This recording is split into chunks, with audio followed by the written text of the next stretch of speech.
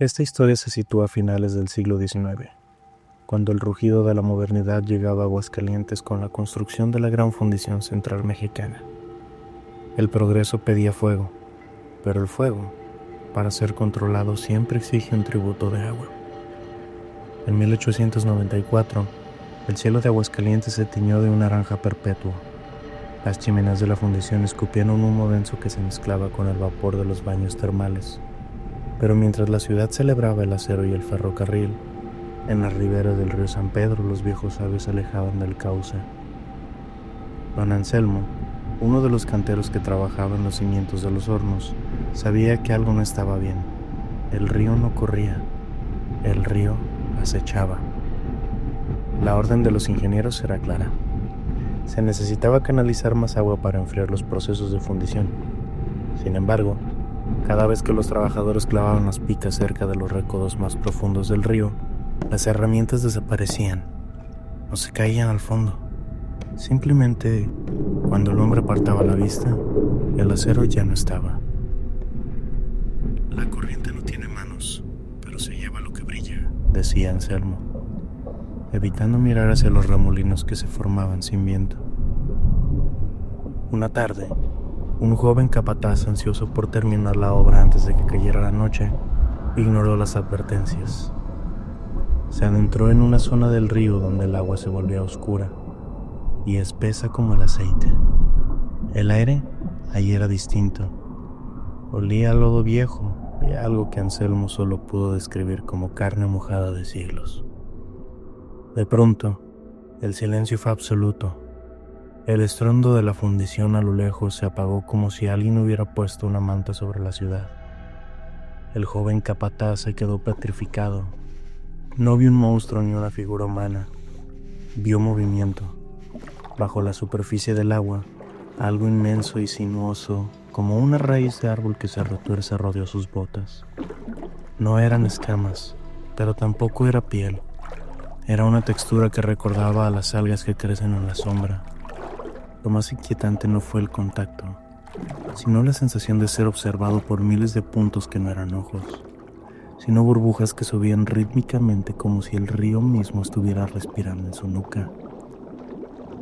«Vete», susurró una voz que sonaba como el choque de los guijarros en el fondo del cauce. «El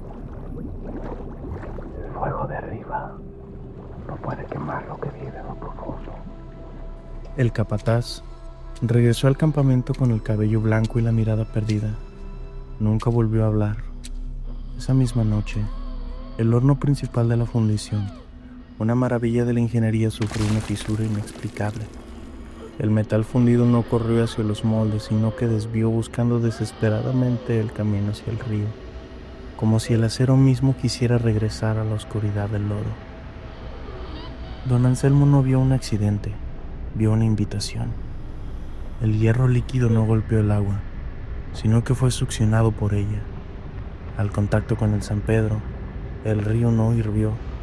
En su lugar, el agua se volvió negra como la tinta y comenzó a subir por la lengua de metal incandescente, desafiando la gravedad, trepando hacia los hornos como una enredadera de sombras líquidas. Los gritos de los obreros se transformaron en un gorgoteo ahogado. El agua del río, cargada con el poder de aquello que habita en el fondo, no apagó el fuego, sino que lo poseyó.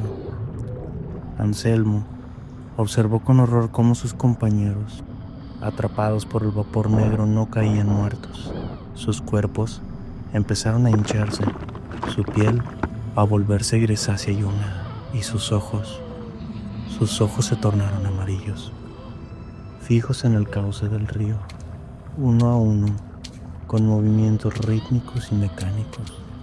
Los hombres de la fundición caminaron hacia el agua, entrando en ella sin oponer resistencia, como si regresaran a un útero de fango. El dueño de la gran fundición, un hombre que solo creía en el oro, intentó huir, pero el suelo bajo sus pies se volvió una ciénaga instantánea. Sintió como unas extremidades largas, frías y viscosas que no terminaban de ser humanas ni de ser agua, lo rodeaban desde los tobillos. No había rostro que mirar, solo la sensación de una presencia milenaria que se expandía por todo el valle. una masa de lodo y voluntad que había esperado siglos para que el hombre construyera un puente de metal por el cual saliera a la superficie. Al alba, la fundición era un cementerio de hierro retorcido que latía. No quedaba rastro de los cuerpos, pero en las paredes de ladrillo refractario, el metal enfriado había formado siluetas de rostros humanos con expresiones de una paz aterradora. El río San Pedro ya no fluía igual. Ahora era un espejo aceitoso que no reflejaba el cielo, sino las chimeneas rotas. Anselmo, el único sobreviviente, se asomó a la orilla y vio que su propia sombra en el agua tenía dedos demasiado largos y una boca que no se cerraba. Una vibración profunda sacudió la tierra, una carcajada silenciosa que hizo que el hierro de las vigas vibrara con una nota de agonía. Desde la profundidad del cauce, donde el sol nunca llega, emergió una última burbuja que estalló con el eco de 2000 voces, susurrando al unísono: el fuego es de ustedes, pero la sangre de la tierra sigue siendo mía.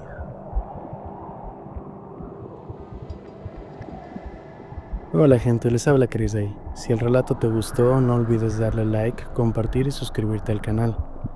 Recuerden que la loza se cierra por hoy, pero los ecos permanecen. Nos escuchamos pronto, aquí, bajo la cripta.